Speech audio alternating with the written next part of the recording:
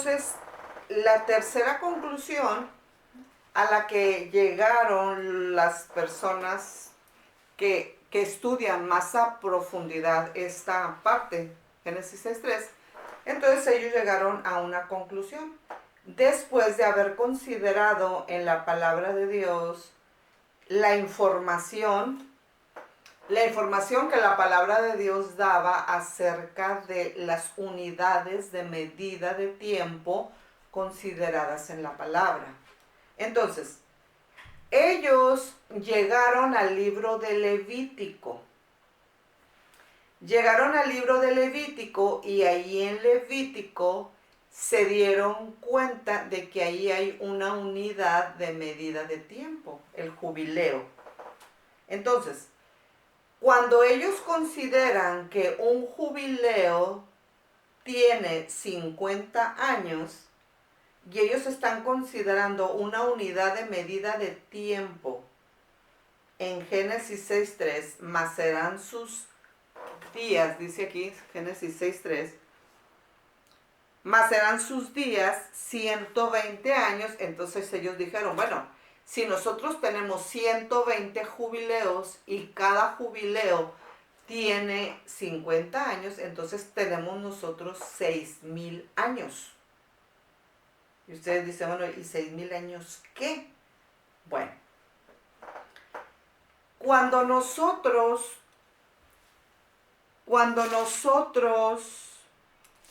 vemos que en los periodos que nos enseñaron en la escuela, por ejemplo, que nos dicen, no, pues que la época paleozoica, la época cenozoica, la mesozoica, el paleolítico, etcétera, etcétera, etcétera, y que los años que mide el carbono 14, 3 puntos. Entonces nosotros decimos, bueno, entonces, ¿qué hacemos con todo ese periodo de tiempo? Si aquí nosotros estamos considerando 6,000 años. O sea, si nosotros nos sumergimos en esos periodos de tiempo que la ciencia maneja, y entonces decimos 6,000 años, como que decimos, pues eso a mí no me dice nada. Miren, cuando la ciencia maneja lo que ya es una ley que no tiene ninguna duda y que tiene toda la certeza del mundo, es cuando dice lo mismo que la Biblia. ¿Ok? Hay un libro que se llama Y la Biblia tenía razón, se los recomiendo, y trata sobre asuntos científicos que están concertados con la Biblia. O sea, donde se une la Biblia y la ciencia es donde la ciencia es pura, pero donde hay ambigüedades, donde hay dudas, donde se manejan hipótesis, es donde hay niveles de duda. Pero bueno, cuando nosotros pensamos en esto, manejando Génesis 6:3, nos vamos a otra línea o a otro punto de unión, donde en el libro de Génesis se nos especifica. Por eso les digo, es un libro tan interesante y les recomiendo su lectura general, donde se nos dice exactamente que hubo un momento, desde que el hombre fue creado hasta ese momento, donde hay un acto significativo que la Biblia recalca, y es cuando los hombres empezaron a invocar a Dios.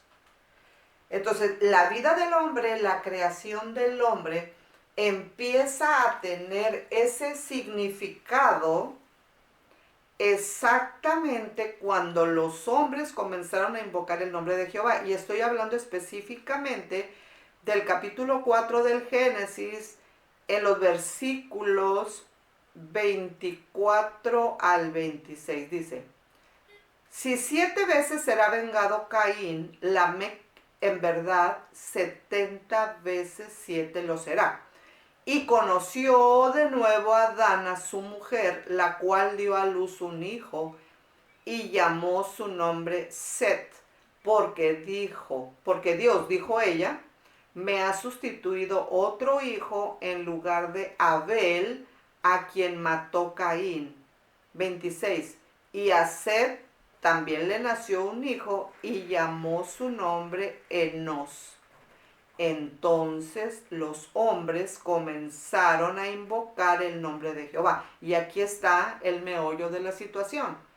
Génesis 4:26. Y a Set también le nació un hijo y llamó su nombre Enos.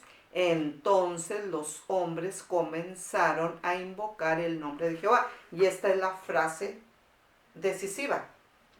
Entonces, cuando nosotros estamos ubicando la creación del hombre, la estamos ubicando obviamente de los 7 días de la creación en el día número 6. El hombre, usted, es la obra cumbre de la creación. Con la creación de usted, Dios coronó toda la creación. Imagínate lo importante que eres tú, que es usted para Dios. Bueno, pero el punto que estamos recalcando aquí no es desde el inicio, sino estamos remarcando este elemento significativo. Entonces los hombres comenzaron a invocar el nombre de Jehová. Entonces, cuando nosotros ubicamos este momento descrito en Génesis 4:26 como el momento de inicio de conteo, refiriéndonos a Génesis 6:3, y usted ve retrospectivamente, usted puede pensar en todos los miles de millones de años que usted quiere y puede, y los científicos también, pero estamos hablando de aquí, cuando el hombre ni siquiera había sido creado, porque acuérdense que él entra en el proceso, en la obra de la creación, entra en el día 6. Entonces fíjense todo lo que está acá, porque en el día séptimo él reposó de toda su obra. Entonces 1, 2, 3, 4, 5, y luego todavía del 6 está todavía el tiempo en que los hombres no invocaban el nombre de Dios. Usted ya lo invoca. Eso es muy importante. Entonces, desde ese punto de vista, ahora vayámonos a lo siguiente. Desde Adán, no desde el principio, desde Adán, pero en el momento cuando se cumple Génesis 4:26, entonces los hombres comenzaron a invocar el nombre de Jehová. De aquí, de Adán a Abraham, tenemos un bloque de 2000 años. Y luego, de Abraham a la primera venida de nuestro Señor Jesucristo, tenemos un segundo bloque de 2000 años. Y de la primera venida de nuestro Señor Jesucristo a la segunda venida de nuestro Señor Jesucristo, que estamos esperando en su primera fase, inminente arrebatamiento, porque en la segunda fase es ya la segunda venida propiamente dicha, 7 años después, decimos nosotros los pretribulacionistas. Ahí nosotros tenemos 6000 años pasaditos. Si somos muy así, muy a rajatabla en la cuenta, pues digamos que ya estamos pasaditos con 20 años, 6020 años. Entonces, macroscópicamente, basados en Génesis 6:3, nosotros podemos hacer una ubicación de los tiempos que nosotros estamos viviendo como los tiempos finales. Eso es muy importante para nosotros los cristianos cuando estamos enfrentando situaciones como esta que ahorita estamos viendo con el popular Rey C, ya saben quién es. Porque decimos, bueno, pues ¿qué pasó? O sea, ¿qué es esto? ¿Es la tribulación o es la gran tribulación? ¿Qué es esto? Son los principios de dolores. Porque cuando nosotros consideramos todo el consejo de la palabra, fíjense dónde estamos. Estamos en Génesis 6:3.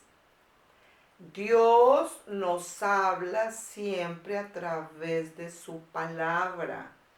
Y en esta hora yo estoy haciendo la retroalimentación con respecto a Génesis 6:3 para ubicarnos macroscópicamente en el tiempo final que nosotros estamos viviendo. Es solamente una perspectiva. Acuérdense que estamos diciendo de las 3 conclusiones a las que llegaron los eruditos. Bueno, la tercera es la proposición o la conclusión acertada. 120 jubileos, consistiendo cada jubileo de 50 años, nos dan un total de 6,000 años. Y 120 años a los que hace referencia Génesis 6:3 nos da el mismo resultado, 6,000 años. Estamos ahora considerando así muy redondeadoramente con 6,020 años. Y entonces aquí hago yo una ilustración que me parece acertada, que es cuando las señoras están o estamos allá en la estufa cocinando y que el gas ya se acabó en el tanque, en lo que usted use, ya se acabó, y que nosotros estamos calentando la última comida. Decimos, bueno, pero si el gas ya se había acabado ahí en el tanque ese, ¿cómo es posible que yo pude calentar los últimos frijoles? Bueno, aunque el gas ya se había terminado, nosotros terminamos de calentar esa comida, o la parte de esa comida, con el gas que había quedado desde la manguerita que está conectada de la estufa al tanque. Así quiero ilustrar yo los tiempos que estamos viviendo ya. El tiempo ya se acabó. Estoy hablando macroscópicamente hablando, tomando como base Génesis 6:3. Los 6,000 años ya se acabaron. Estamos pasaditos porque estamos cocinando con el gas que va de la estufa al tanque. Entonces, considera lo que te digo y que el Señor te dé entendimiento. Y si tú también te estás haciendo la pregunta, ¿va a pasar esto o no va a pasar? El coronavirus es solamente uno de los principios de dolores, pero lo que viene proféticamente hablando y bíblicamente hablando es mucho más difícil que eso. Y nosotros, los pretribulacionistas, estamos esperando ya, ahora, no mañana, ya estamos esperando el inminente arrebatamiento. ¿Qué necesitamos que pase? Nada. ¿Qué evento estamos esperando? Ninguno. ¿Qué fecha estamos esperando? Ninguna.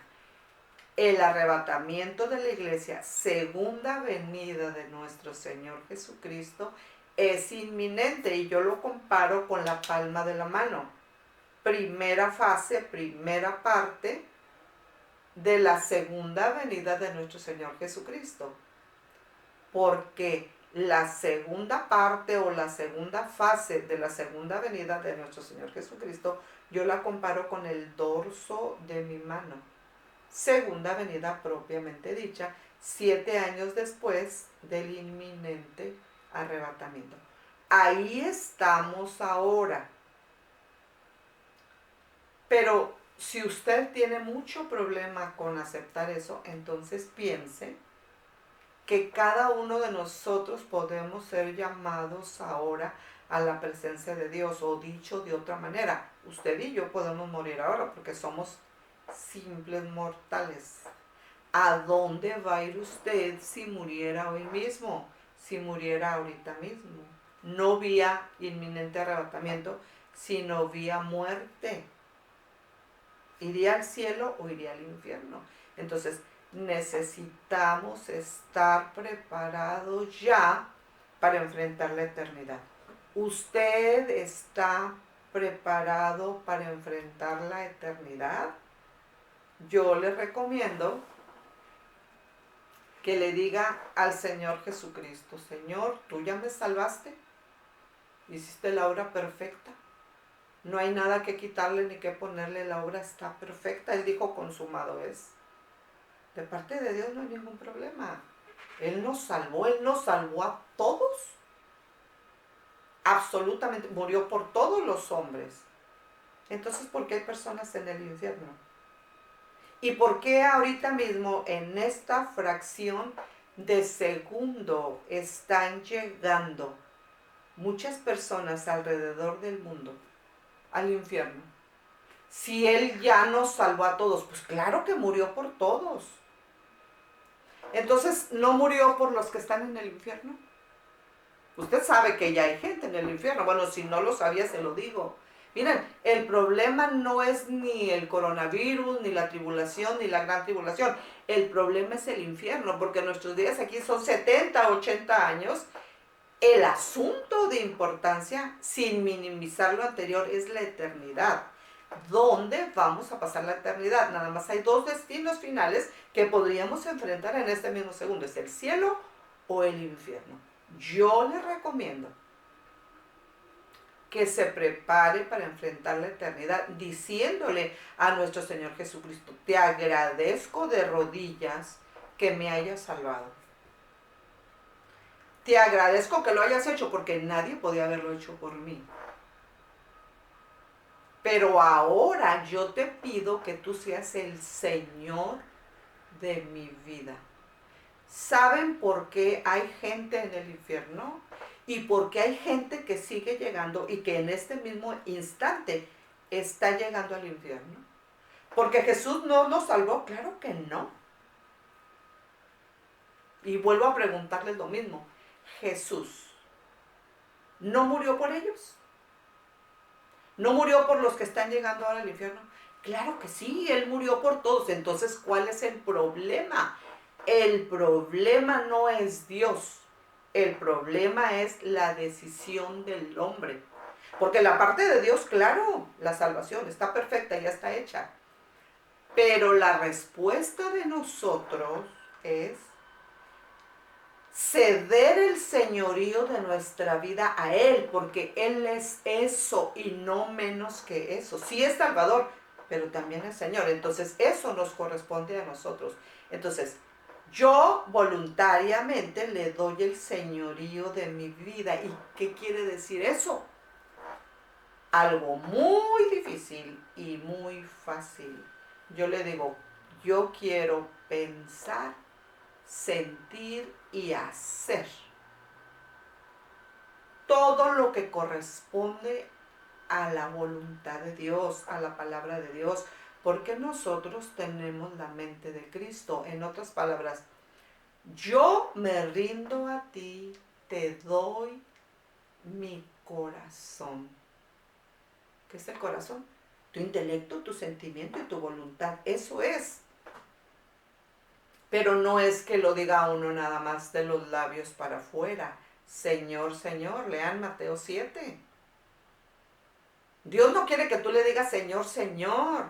Quiere que lo hagas Señor, Señor en la realidad. Y tampoco estoy diciendo que seamos perfectos, porque nosotros somos imperfectos. Porque si fuéramos perfectos, entonces ¿para qué murió Cristo? Él murió por nosotros porque nosotros no podíamos salvarnos a nosotros mismos. Pero no es lo mismo que yo cometa errores, porque todos cometemos errores. Todos tenemos más fallas de las que nos gustaría aceptar. Somos imperfectos. Reconocemos nuestros errores, pero nuestro estilo de vida es pensar, sentir y hacer lo que Dios dice que se debe pensar, sentir y hacer. No lo tenemos como un estilo de vida. Una persona que tiene como estilo de vida pensar, sentir y hacer lo que él quiere, él cree que él es el Señor de su vida, pero realmente el Señor de su vida es Satanás. Porque él no te va a pedir permiso. Él no te va a pedir permiso. Oye, Juanito, Lupita, ¿me dejas ser Señor? Claro que no. Él es un ratero. Él es un destructor, un mentiroso, un acusador.